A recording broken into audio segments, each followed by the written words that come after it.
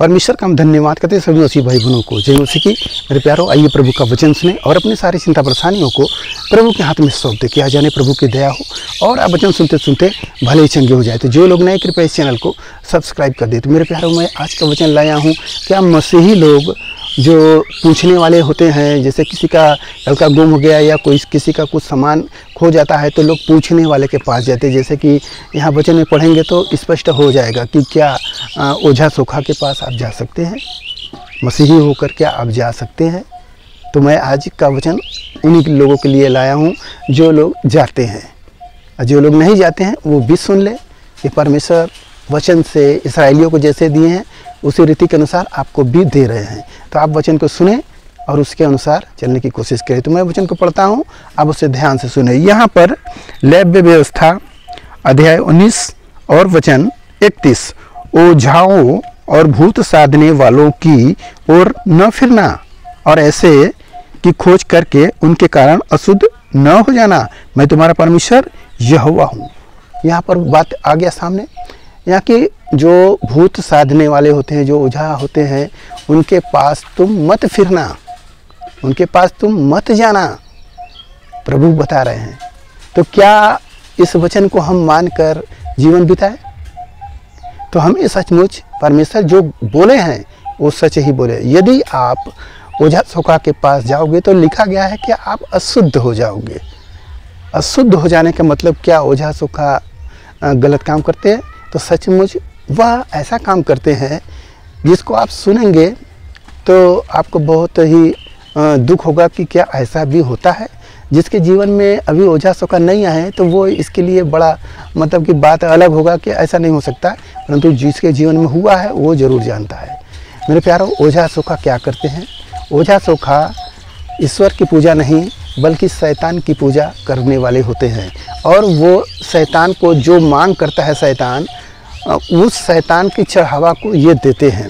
अशुद्ध चीज़ों को वो चढ़ाते हैं जो कि परमेश्वर के लिए वो घृणित है।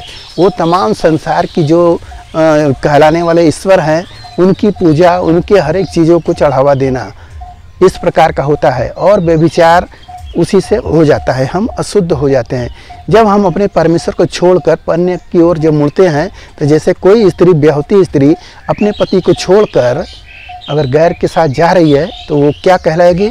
वह औरत व्यभिचारिणी हो जाएगी। मेरे प्यारों, हमें परमेश्वर पवित्र किए हैं। अशुद्ध होने के लिए हमें नहीं बनाए हैं बल्कि शुद्ध होने के लिए बुलाए हैं। यदि हम परमेश्वर के वचन को तुच्छ समझ रहे हैं तो मेरे प्यारों, आप सोचिए किस प्रकार के मनुष्य हो। आप जो वचन सुना रहा है उसको तुच्छ समझ रहे हो या परमेश्वर को तुच्छ समझ रहे हो? कहीं ना कहीं आप गिरने वाले व्यक्ति हो। इसलिए परमेश्वर जो पवित्र आत्मा तुमको देता है वो सोचिए कितना खेदित होगा परमेश्वर। इसलिए अपने आप को जांचो। कभी भी भूल कर आप शुभ अशुभ होता है ना, मुहूर्त कि अरे ये घड़ी हम ये नहीं काम करेंगे, सूर्य ग्रहण लग गया, हम सब्जी नहीं चीरेंगे, ये हो गया वो हो गया। संसार से आप निकल कर आए हैं, निश्चय है कि संसार वाले आपको इस बात की याद दिलाएंगे। तो हमें इन बातों पर कतई ध्यान नहीं देना है। ये जो वचन में बोला गया है हमें उस पर कतई ध्यान नहीं देना है। हमें परमेश्वर जो वैसे बोले हैं, जिस इस्राएलियों को दिए हैं, हमें वैसे ही हमें चलना है, तब हम पवित्र जगह पर पहुंच सकते हैं। यदि हम ऐसा नहीं कर रहे हैं तो हम किसके समान हो जा रहे हैं? मेरे प्यारों, परमेश्वर सच्चा है। वह आपको पवित्र करने के लिए बुलाया है, हमें अशुद्ध करने के लिए नहीं बुलाया है। तो हमें अशुद्धता की ओर नहीं बल्कि पवित्रता की ओर आगे बढ़ना है। जैसे प्रभु बोले हैं वैसी चाल हमें चलना है। ओझा सोखा के पास जाएंगे तो आप गिर जाएंगे। आप ओझा सोखा के पास जाने वाले देखेंगे। इस किताब में साउल था जो इस्राएलियों का पहला राजा हुआ था, और उसने ओझा सोखा के पास गया, भूत सिद्धि करने वाले के पास गया, उनसे टुनहों से पूछने लगा, परमेश्वर के रिस दिलाए, और उसकी मौत कैसे हुई आप जानते हैं। वो अपने तलवार से गोद कर आत्महत्या करके मरा। मेरे प्यारों, वह व्यक्ति कितना परमेश्वर को मानने वाला था, और थोड़ी सी गलती करने पर परमेश्वर से छोड़ते हैं। तो हमें भी ऐसा ना हो कि हम अशुद्ध हो जाएं और परमेश्वर में छोड़ दें। हालेलुया। तो अपनी पवित्रता को बनाए रखो और परमेश्वर में आगे बढ़ते रहो। संसार क्या कर रहा है उससे नहीं मतलब, हम क्या कर रहे हैं उससे मतलब रखो। हालेलुया।